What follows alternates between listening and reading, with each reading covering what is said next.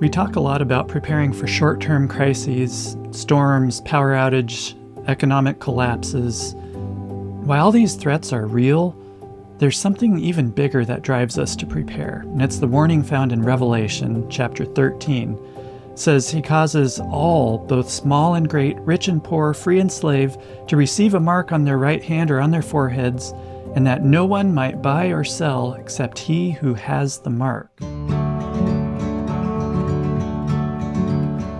Here at the close of time, the Bible tells us that Satan is going to attempt to control people through what? Their basic needs, through buying and selling.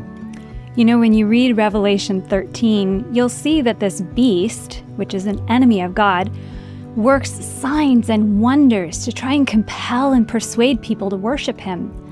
But unlike God, who only accepts worship freely given, the enemy uses force and fear. This control goes so far as to restrict who can buy or sell.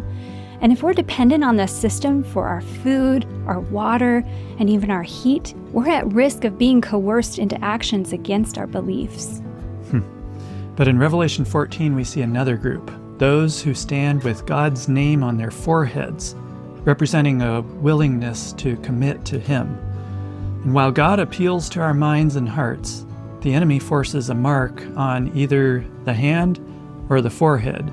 And it doesn't matter to him if people act out of fear or out of genuine belief. His goal is control. It's like we can almost hear the enemy saying, for fear of wanting food and water and the necessities of life, people are going to turn from God and join with the world. This is the reason why we prepare beyond just the short term. You know, when we're dependent on others for our most basic needs, we hand them control of our lives. This is why we focus on sustainable preparedness, a lifestyle that lets us live independently from the system. It's not just about surviving a storm, it's about standing ready to stay true to God, even if access to basics is cut off. Some Christians believe that we aren't going to face a great tribulation. But Revelation 7:14 describes God's people as those who come out of the great tribulation. Nowhere does the Bible teach that believers are going to escape trials through a secret rapture. On the contrary, God calls us to be faithful through tribulation, just as he did with Noah, Joseph, Nehemiah, and King Asa. You know, when God warned Noah about the flood, Noah built an ark.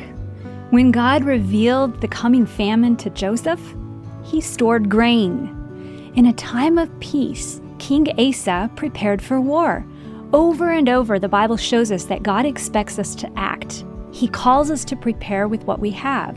God saved these people miraculously, but only after they did their part. Faith and action go hand in hand. So when we look at prophecy, this isn't about fear. It's about faith in action.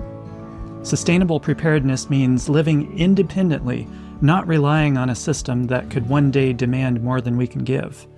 Jesus tells us in Matthew 24 that the last days will be like the days of Noah. Just as Noah prepared and trusted God, so must we. So friends, a storm is coming. The question is, are you ready? So let's take steps today to stand firm tomorrow, providing for our families and remaining faithful to God. And we'll see you back here tomorrow on the 521 Preparedness Plan. Bye.